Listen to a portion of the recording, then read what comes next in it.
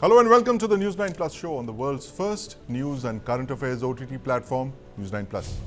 The BJP has ended a 27-year drought in politics in the national capital. A new BJP government has just been sworn in and it's led by Rekha Gupta, the BJP's only woman chief minister. But there are challenges. The BJP launched its Mission 2030 today. That's the campaign for the Delhi elections 5 years from now. It began with a symbolic Yamuna Aarti on the banks of one of India's most polluted rivers, a river that the BJP has promised to clean. There are other promises to keep.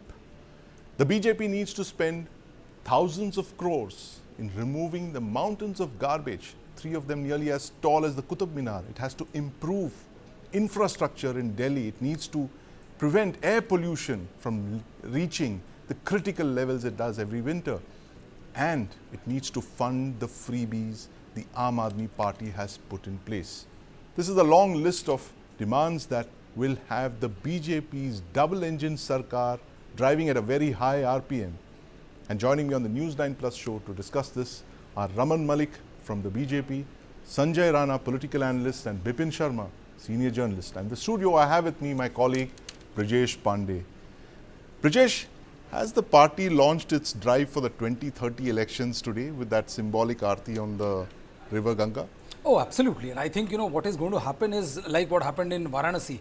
Everyone knows that, it's not this easy to clean a river and to, restore it to its pristine original form. Yes. But what you can do is you can beautify the embankments. What you can do is you can clean the ghats. Right. And you can put in some semblance which can show people, provide a visible effect that Right. things have changed a bit. Yes. But other than that, I don't see BJP facing much of a problem because, what has happened in the Aam Aadmi Party Sarkar is that for the last two years, there was no love lost between the LG and the Bharatiya yes, and they're the at Aam each Aadmi other's Party. throats. Yes. The LG scored a big legal victory in Supreme Court Yes. when 5 judges Constitution bench Yes. gave the right to remove transfer the Yes. Babus to Aam Aadmi Party, Yes. but the government moved in an amendment and changed it, made Yes. LG the virtual Maibap of the Sarkar. Right. I think there's going to be no more friction. Right. The Babus will bend over backwards to make sure that whatever Delhi government asks for, Right. they get it. And that Right. there'll be absolute smooth functioning of the relationship between the bureaucrats, the local government, the state government, and also the central government. And more importantly, with the changing of 3 parshads switching to BJP, Yes. I think it's just a matter of time before you start calling the double engine a triple A engine. triple engine. I'm going to ask with you that NCD about the NCD triple going engine there. Sarkar and maybe possibly a 4th engine Sarkar that we were just talking about at the start of the show. But Sanjay Rana, one of the most successful and longest served chief minister of Delhi was Sheila Dikshit. She had a 15-year stint as chief minister. She won 3 elections in a row. That's a hard act to follow. 10 of these elections, 10 of the years of her government were under this double-engine Sarkar.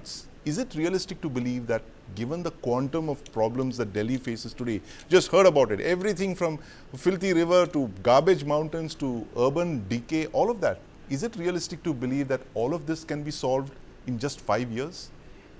Yeah, absolutely. It's possible to solve all the problem whatever Delhi has at this point of time.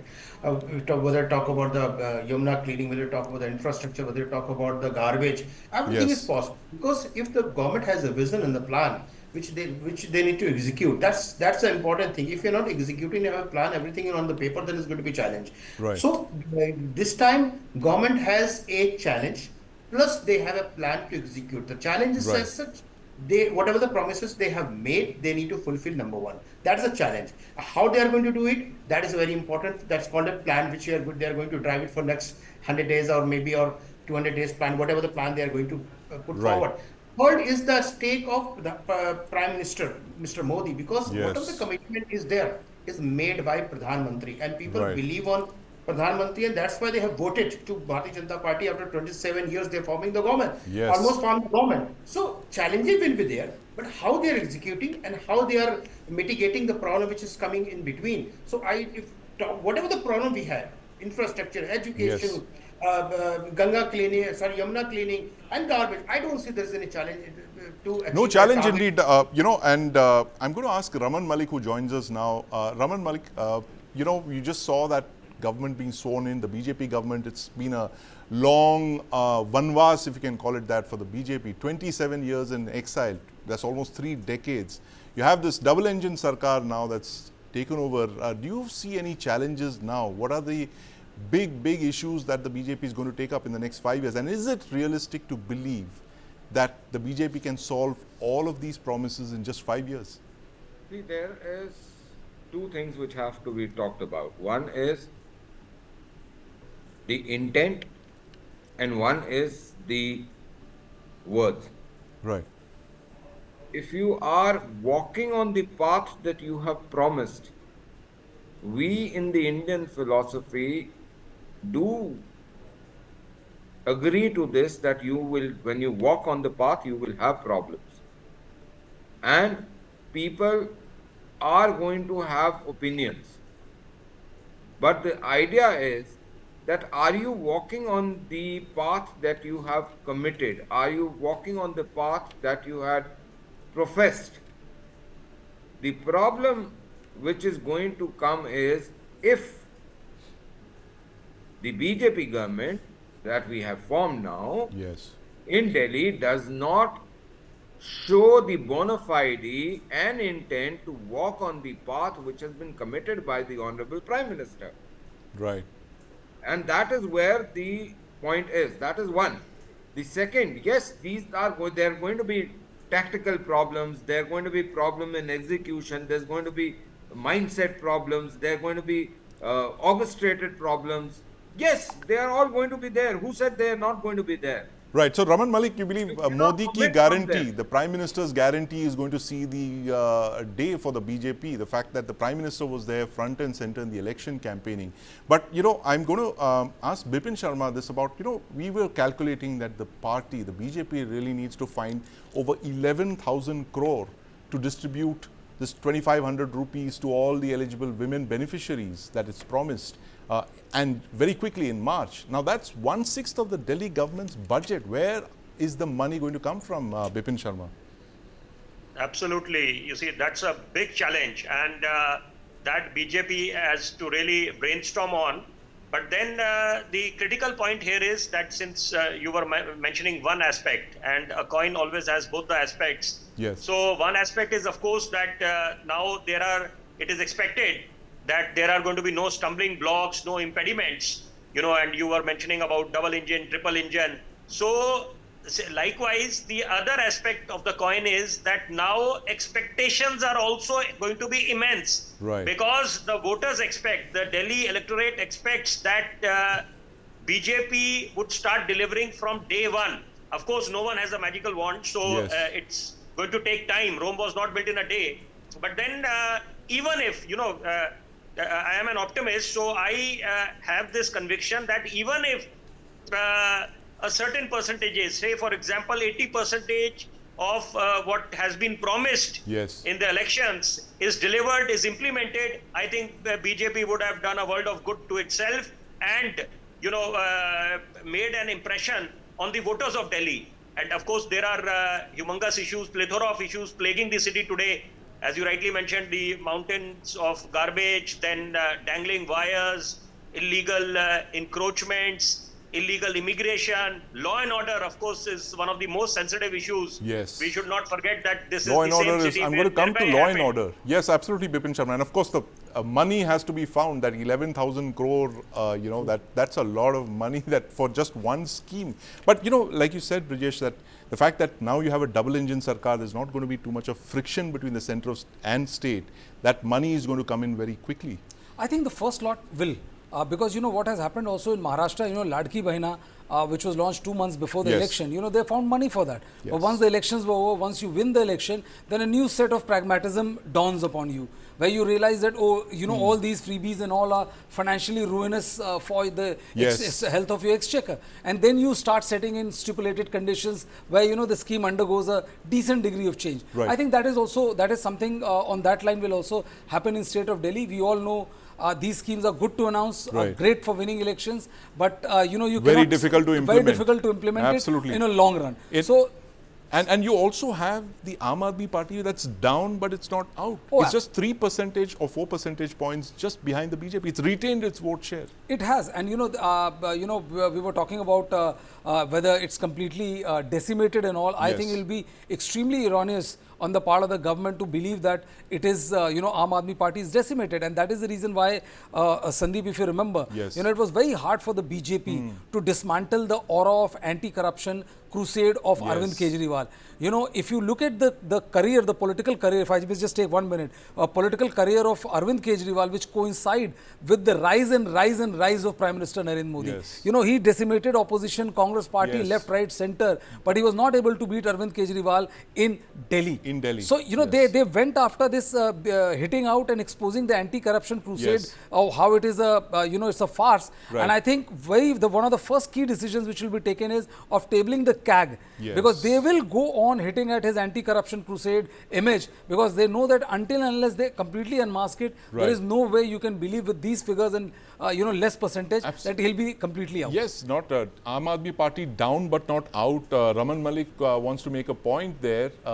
The fact is that the Aam Aadmi Party is going to be, constantly on the BJP's case, it looks like, in the next 5 years. Raman Malik, you have a point to make. See, I believe some people may be living in the old NDTV era, when NDTV was a propaganda establishment.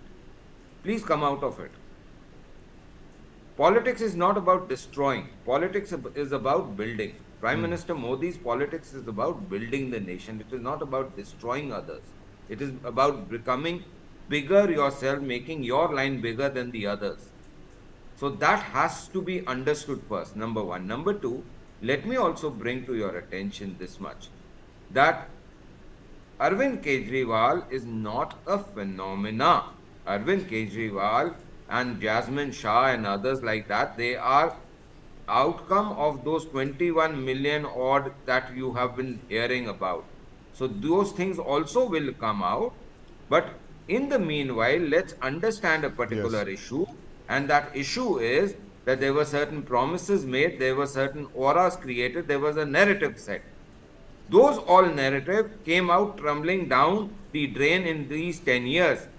So the present government, the BJP-led government, has to first create a faith in the system for the people who have elected a government, that yes, there cannot be, things cannot go that bad. That is number one. Number two is the delivery which is going to happen as per the commitment of the Honorable Prime Minister. That is also going to start changing the disillusionment of people from the politics, not from a political party, but the entire political scope. Right. Now, that has to be understood. Delhi got disillusioned with the fact that politics can be positive also. There was a negative atmosphere in the politics. So those are absolutely. We are all for positive politics, Raman Malik. But I have to ask you this question very quickly. Delhi has also recorded the highest number of crimes against women. It's 14,158 cases.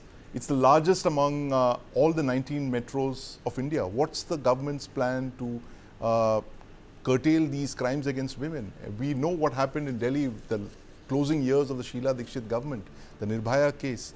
What is the government going to do about this? And the same Nirbhaya case, you should remember the same Nirbhaya case, just to appease a certain few, there were relaxations given, there were pardons given, there were Silai machines given, there were these ration card, the infamous ration card principle, and there were various tapes and other things which came out.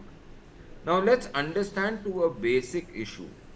When you call a woman chief minister temporary है जी, ये तो तब तक बैठी है जब तक मैं हूँ, that does not, that certifies the idea that the man who's sitting at the top will never have anything worked out against these problems.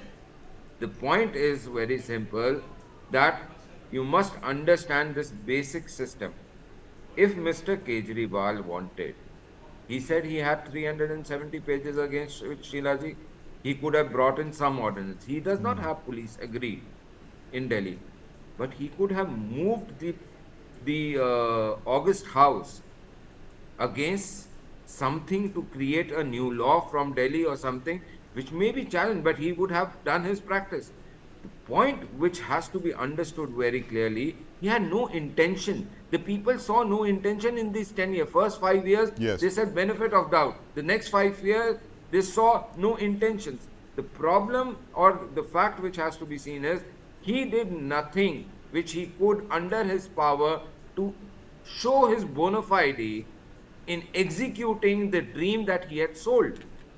Right. And it's now the turn of the BJP, Raman Malik, to do that. I want to go over Convince to... the people that things Yes. can be delivered. Yes, delivery, of course, is going to be a very key promise which the BJP will have to fulfill for its 2030, if you can call it that. But, Sanjay Rana, this other important point here is the candidature of the Chief Minister of Delhi, Rekha Gupta. Very interesting candidate, came out of the blue, literally. Grassroots party worker. She's the only woman Chief Minister in India that ticks the box of Nari Shakti. She's from the Banya community, always been with the BJP. Militantly opposed to Arvind Kejriwal. How many boxes does she tick for the BJP? Is she like the perfect candidate? And Brijesh is smiling over here. We've been talking about the kind of, diatribes she's launched against Arvind Kejriwal. So is she the perfect fit for the Delhi Chief Minister? We need to look at it two perspectives. I agree with Mr. Brijesh smiling, why he is smiling. If you look at the BJP perspective, obviously Rekha Gupta is ticking all the parameters and all the tick marks are there. First, she is woman. She has a fantastic track record since 1993, and she has been working and very cordial worker of Bharatiya Janata Party, and she has been delivering the task which she has been assigned so far. When coming to politics, obviously Bharatiya Janata Party, as always I say, that is strategic party, and they always try to mitigate or counter multiple things with the one arrow. So what they did, they have fulfilled the commitment of women empowerment. This is important. Second, obviously they position. They are trying to position Rekha Gupta ji or BJP Delhi as a against Sheila Dikshit ji. Obviously, we have been remembering only Sheila Dikshit because of her work and the way she was working. And of course, 15 years. It's hard to beat that record. Absolutely. Yes. And if you look at the vote percentage, it was not much, 54, 57 and 63%. But first time we look at BJP got 63%. So vote percent was less, but still she was delivering. And she has a aura, I would say she has a charisma to maintain the groupism. She was not the part of the group. Yes. That's why people, Modi has chosen or Bharatiya Janata Party has chosen as a chief minister candidate. So overall, if you look at, we keep on talking about the problems in terms of what BJP is going to face, what the government is going to face.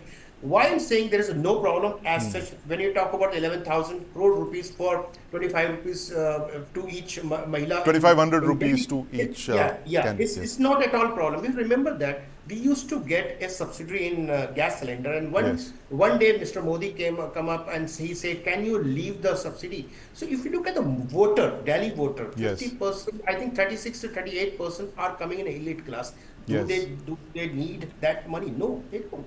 Right. Who is going to be beneficiary here is going to be 22 to 25 to 30% people, and 30% of 11,000, how much is coming? 4,000 rupees. This is one part. I'm talking about allocation of the budget. Second is very important, how to create a revenue model. So creation of revenue model is very important, which happened in Sheila Dikshit tenure, but last 10 years we haven't seen anything develop as such. So they have a multiple tasks, multiple challenges, and multiple plans are ready to mitigate each of the problem which is going to come. They are going to do it two things. One is they are going to hamper the image of Arvind Kejriwal one side. Another side, they are trying to meet the commitment which they made during the election time. So parallelly, what people will do? People will monitor, whatever they committed, they are not deliver 100%, but they are moving the right direction or delivering 50-60%, people will be happy. And second, parallelly, they are hampering the image of Arvind Kejriwal. So two-track strategy, as you were saying. But Sanjay Rana, I must go on to Bipin Sharma on the third engine in this whole equation? You've been talking about double engine Sarkar, and now there's talk of a third engine, which is the MCD. It has a budget of over 70,000 crore. That's more than many Indian states. How important are the MCD elections going to be for the BJP to meet all its promises? Because nothing can really be done in Delhi without the MCD being in your control. A pertinent question, because earlier MCD was a unified body, then trifurcation happened. Yes. And then again unified body now. So of course they are of paramount significance as far as the development of Delhi goes. So elections, as far as BJP is concerned, it remains in election mode 365 days a year. Yes. And they take every election, be it municipal elections, state assembly elections, or the general elections. Every election is taken very seriously by the BJP cadre, their top brass. So I think that holds the key. So now critical aspects which need to be borne in mind is, first of all, Delhi bore a very swanky look. Yes. When G20 summit was hosted in the national capital. So the question here is, the moot point here is, why can't Delhi wear that sort of revamped look the whole year long? So, if that can happen, that will send a very clear-cut message. Absolutely. To the entire country and on the international forum that this is truly a world-class city. So because we have huge expectations, and now, of course, with the woman chief minister at the helm of the affairs, a lot of expectations are there, and of course she has an impeccable track record. Yes. So it all boils down to see how this portfolio allocation happens, because that also will have great significance. Absolutely. Portfolio allocations have lots of significance. But as you mentioned, Bipin Sharma, expectations. I think Delhi is a state. It's a national capital. There are very high expectations, Brajesh. The fact that you literally are at the center of India here, in a manner of speaking, and also for the Prime Minister, it's very key to his project of positioning India on the world map, is it not? Well, I think, the Prime Minister has all the wherewithal. I mean, he's not dependent on Delhi state government to project Delhi as pivotal, or to make it a world-class city and all. Yes. I mean, the vital levers of the government and post this amendment which has been brought in by the central government. I mean, the LG is the MyBap of the government. Yes. I mean, in a matter of fact.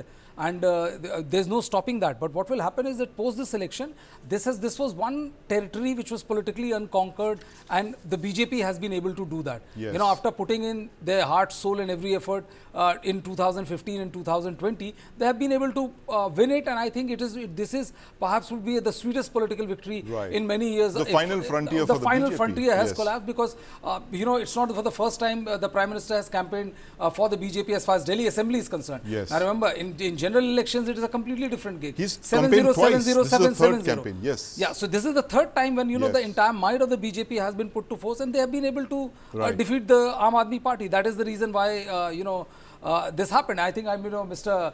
Malik took umbrage at the fact that destroying and the positivity and all. Yes. And he said about 21 million and everything at work. I mean, one famous face was there. Kiran Bedi waving the flag at the same 21 million occupied gig. She went on to become Delhi Chief Minister's candidate.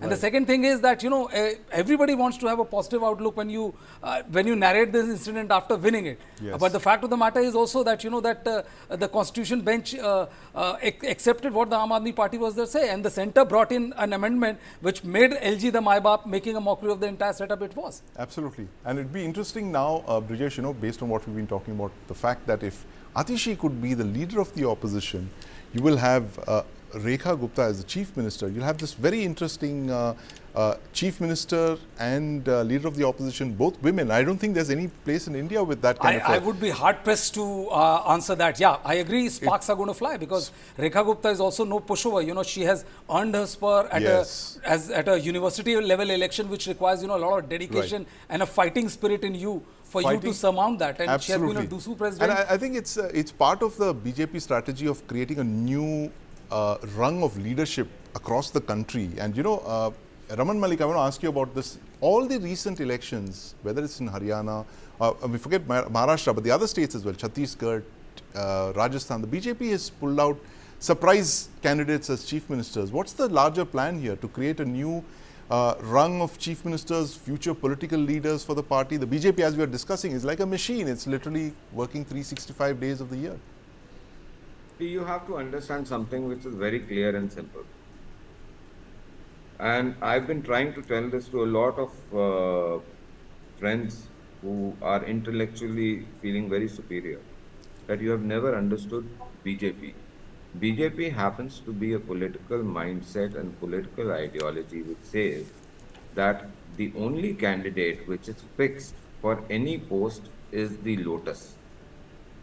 There could be a different human being holding the lotus at different point at different places. But nobody can take it for granted that this is a consolidated, or let's say that this is किसी एक नेता का दल नहीं है. इस दल के नेता हो सकते हैं, लेकिन ये नेताओं का दल नहीं. So that point has to be, the person, the figure is not important. The ideology, the dhwaj is the guru. The same philosophy is going on. There may be people who do not like it, understand it, and the same problem has been faced by the political setup in India, which has not been addressed in Congress. Right. Congress happens to be a very old party. Today, the Congress is on the brink because it is not that the people, a lot of Indians may not appreciate their ideology. A lot would.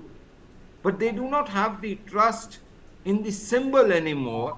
The trust has a deficit. And that is because that people have become bigger and more powerful than the symbol. People and have that become is more where the difference is. Bigger and more powerful than the symbol. I'm afraid we are completely out of time here, gentlemen. But Brijesh has he has a point to make on this. No, I agree that you require you want the symbol to be more powerful than fact, and there are certain compulsions which make you pick leader, and it's extremely fascinating to see how you pick an ordinary first time MLA as the chief minister and make him the chief minister. But there has to be also an understanding. I know he will not like it, and many would not like it, but understanding as to what exactly. I mean, I would love to understand the thought process. Yes. Say, for example, if you're making X the chief minister, right, and if you have a deserving candidate, which is Y. It's like, suppose for this example in Delhi, you have Pravesh Verma, who was the face of the BJP campaign as far as who was the biggest giant killer, who was the giant killer who defeated Arvind Kejriwal. Right. So everyone would love to know. Yes. I know. I would love to know what didn't work for Pravesh Verma. Yes. What worked for him to him becoming a minister, but what didn't work for him to become the chief minister? To become chief minister. So I mean, that is a natural curiosity if you want to understand. I'll just take 30 seconds, Raman Malik, 30 seconds before we wrap. We're completely out of time. But that point, why did Pravesh Verma not become the chief minister? I mean, he must be the most disappointed person in Delhi right now. He's done the unthinkable, defeating Arvind Kejriwal in the most important battle. I am somebody who was born in Delhi. So I knew his father also. As a young lad, I worked under him. And I can tell you something, he would not be in his... There is always human sentiment, but that would not impact him that much. Right. But let me just answer Brijesh right now. Brijesh, a very simple fact. Yahoo ignored a startup. They could have changed. Nokia ignored the trend. They died. Yahoo died. There is, my friend, your answer. Understand what can be promising. That is why India is a startup land. That is why India accepts that we will bring the change. Yes, absolutely. Be the iPhone, don't be the Nokia or the BlackBerry or any other phone or the Yahoo. Thank you very much, gentlemen. New government gets off the blocks in Delhi. Will it meet its promises? We'll be watching it very closely. Thank you for joining us. Thank you.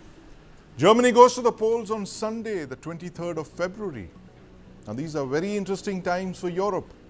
Europe is seeing its longest war since the Second World War, the Russia-Ukraine conflict. And of course, Germany itself going through economic recession and the rise of a far-right political party, the AfD. Now, the Christian Social Union has fielded its first person of Indian origin as its candidate for these elections from Bavaria. And joining me on the News9 Plus show now is Siddharth Mudgal, a candidate for the CSU in Bavaria. Siddharth, welcome to the News9 Plus show. Thank you, Sandeep. Siddharth, how did someone from Rajasthan get into German politics, which I imagine is as competitive as electoral politics anywhere else in the world? I came to Germany to study. So I did my bachelor's degree in India, and I came for my master's degree in economics to Berlin. This was about 21 years ago. And at that time, the number of jobs in Berlin were quite low. So Berlin was more of a hippie city. People wouldn't get good jobs there. So in order to get a good job, I moved over to Bavaria, to Munich. And my original plan was to stay there for about 2 years. And out of these 2 years, it became, let's say, 20 years, right? And one point of time, we were looking for support for our Diwali celebrations in Munich. And at that point of time, I got in touch with some people from the local government who were coincidentally from the CSU. So it was more of a coincidence. And they helped us. They gave us financial support to celebrate Diwali about 15 years ago. And one point of time, one gentleman asked me, hey, have you heard about our party? Do you want to, just, look around? And I went to some events, and I thought it was a great idea, specifically because I went to Jesuit and Catholic schools in India all my life. My father was in the army, so we were traveling, and these were the schools you could easily enter into. So it was, I wouldn't say a natural choice, but it just seemed okay. The values, the principles were things which I would align with, and that's why I joined the party. It was more of a coincidence than anything else. Fascinating story. But when one talks of the Indian diaspora, one normally thinks of the diaspora in North America or in the United Kingdom. What's the Indian diaspora in Germany like? What's their strength? How big are they? Yeah. So a couple of data points. So about 21 years ago, we were about 100,000 citizens. So I was a citizen of India at that point of time. And these numbers have changed. Now we are about 300,000 Indian citizens, and my rough estimate is around 200,000 people of Indian origin like myself. So numbers have changed. Unlike the US and the UK, a lot of the people, in fact, the majority of the people are expats working in different areas, so highly qualified people, but less businessmen, etc. So that's still a domain where Indians are not super active. So that's kind of a difference there. But the Indian population is growing here. They're very well connected, well educated. They earn great salaries in Germany. And they're very well integrated into the society. So integration is not only about language, it's also about how you blend into the culture. I think the Indian community lives their culture here, and it's a beautiful and rich culture, which is also enjoyed by the Germans. The Indian community integrating as they do everywhere across the world. Now, Germany is going through a churn, Siddharth. Its economy is in recession. There's a far-right party, the AfD. Give us a sense of how politics and the economy in Germany is changing and the big issues in this elections on Sunday. I think you said it pretty well. If the economy is not doing well, if the times are tough, then people start asking principal questions. So Germany, which has been an industry powerhouse in the past, it is still the industry powerhouse, but it's not doing too well. The gross domestic product is decreasing at about 0.3% right now, which is absolutely not acceptable. Now with this, there's a lot of unemployment rising as well. Unemployment is at about 6% right now, which is quite high for Germany. And in those times, people start asking all sort of questions. So why is the economy not doing well? Why are the taxes high? Why am I losing my job?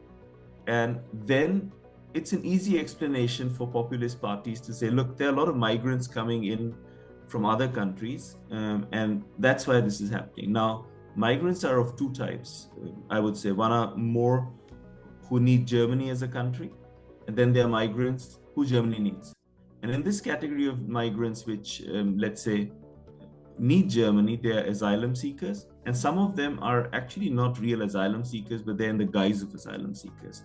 And the other category is people who have been asked to come to Germany or who want to come to Germany to pursue qualified jobs.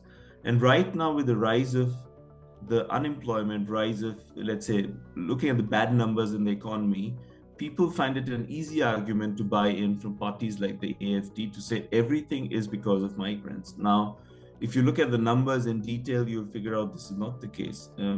We have a lot of asylum seekers or people who seek subsidiary protection in Germany from Syria. Many of them have integrated excellently, many of them have not. And according to me, one of the important things we need to do is we need to process these asylum applications super fast. And if people do not qualify according to the criteria set by international, let's say, standards, they should be sent back to the countries where they are from. Why? Because if you process the applications fast, it has two effects. One, we create more space for people who really need Germany and who have real reasons to be in Germany.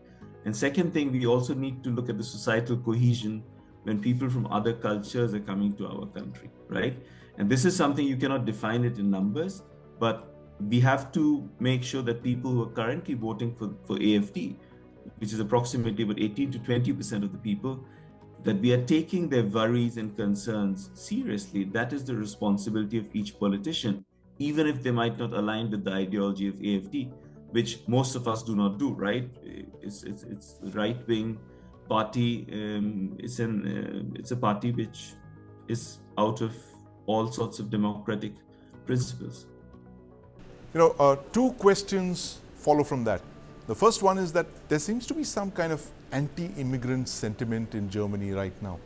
Do you see that as complicating your own election campaign? What's your poll pitch going to be in these elections? Look, my party is I would say, center-right party.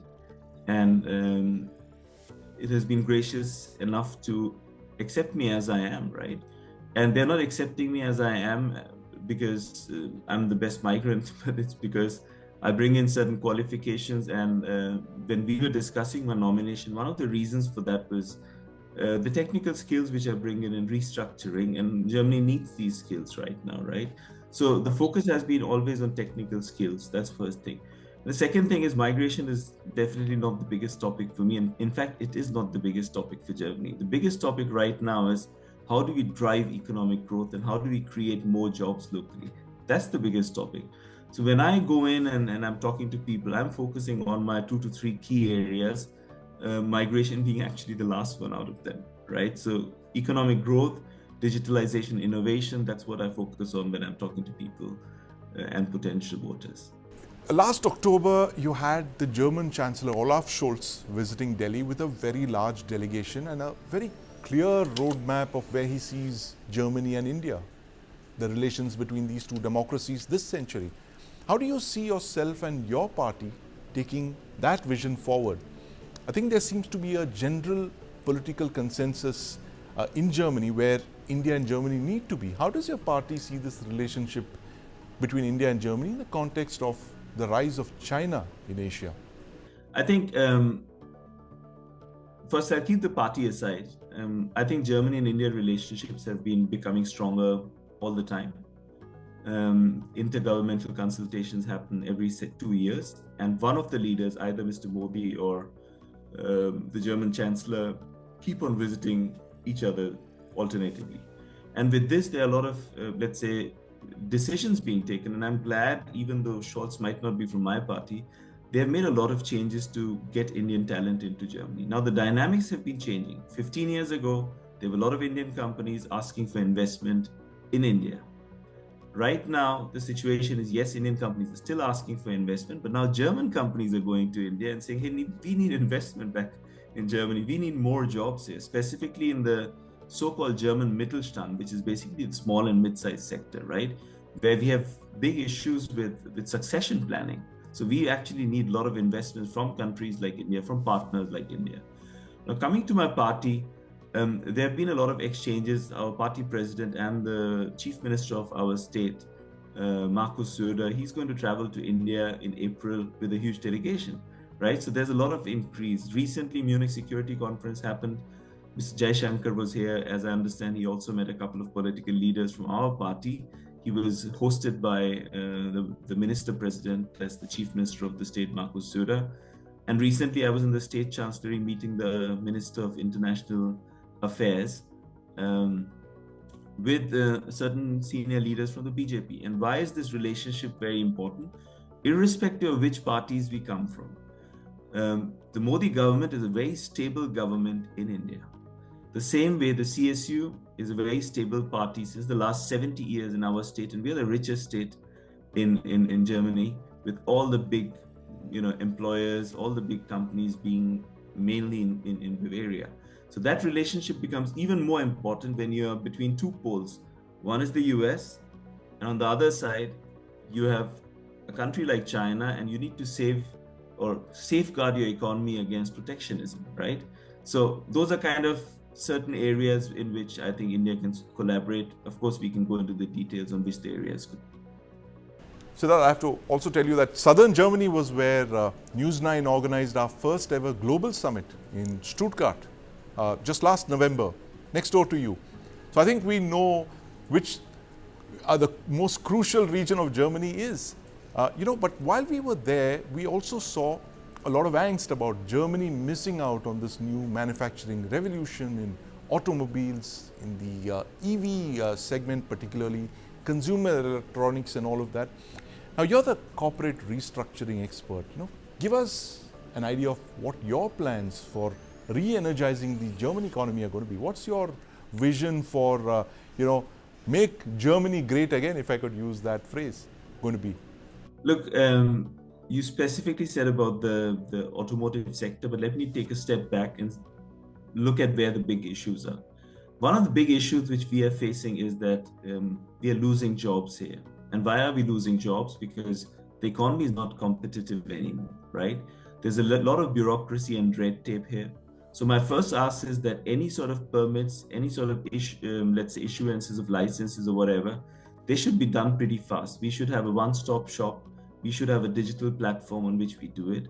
And this should be any sort of, let's say the duration should be reduced to approximately 50% of the time in the next 1 to 2 years or 3 years maximum.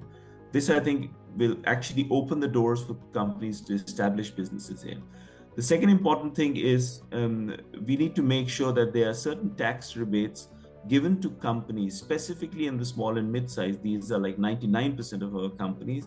They need to get certain tax breaks if they're investing money into the economy, if they're setting up centers which are investing into the latest technologies, then they need to get certain tax reliefs. Otherwise, by default, they'll go and invest in other countries, which is quite okay, but this is not good for the German economy as such. Then I think the other important thing is that Germany needs to realize that manufacturing itself is an expensive capital expenditure intensive industry. So we need to critically decide which are the areas of innovation where we want to invest and also manufacture. But then we need to partner with countries like India, China, or any other manufacturing destinations with, for example, the Make in India campaign, and make sure that we are deciding which sectors are the most relevant for us, where we need a production on site. I'll give an example. BMW is a car company. They have certain areas, certain products, which they say, well, we don't need to manufacture them ourselves. 60% of the value chain of BMW is from suppliers. But they are very much focusing on the 40% core technology which they want to manufacture themselves. And that applies to Germany as well, right? Then I think what is also important is to give incentives to companies who are bringing back manufacturing from outside, from other countries back to Germany. These are some of the areas where we really need to focus. And this has to be looked at very practically. Why? Because if you are manufacturing, for example, cars, we talked about it, you have certain local content restrictions in the US, in China. So if you want to sell a lot of cars there, two of these markets are super big markets, you actually need to manufacture a lot there. With Trump coming in the US, this is something which is becoming even more important. So that's, I think, very important. One important point in the automotive industry, which Germany is very proud of, is actually lagging behind when you look at latest technologies and how quickly innovation is implemented into the body of the car. So if you look at companies like BYD, if you look at Tesla, they might not have the most beautiful cars, but they are very quick at putting technology to work. China has invested heavily in manufacturing capacities for batteries, and they are giving a lot of subsidies for e-cars for consumers and government departments which buy, let's say, buses, right? So that setup, they're actually investing in infrastructure heavily. So it has to be let's say, a concoction and a way of working very closely between the government and the manufacturers. And at the same time, the manufacturers really need to bring in innovations super fast into the entire ecosystem. And that's where Germany is lagging behind. Absolutely, and you're possibly the person who could actually get Germany to pull up its boots and join the race in Bavaria particularly. But I must ask you this, you know, the UK has had a Prime Minister of Indian origin very recently, Rishi Sunak. Do you see the possibility of Germany having a Chancellor of Indian origin in the not too distant future? Look, Germany is a secular and democratic country. People, irrespective of which origin they come from. Angela Merkel came from east of Germany. She was a woman, or she's a woman. She made it there. It might not happen in the next couple of years, but it might happen at one point of time, right? Germany is very open to this. And I'm proud to sort of say that everyone has equal chances in Germany. Sometimes it takes a longer amount of time. We just need to be persistent. Thank you. Thank you very much for joining us, Siddharth. Wish you all the very best for the elections on Sunday and hope to see you in the Bundestag and who knows, the Chancellery after that. Thank you, Sandeep, and Namaskar.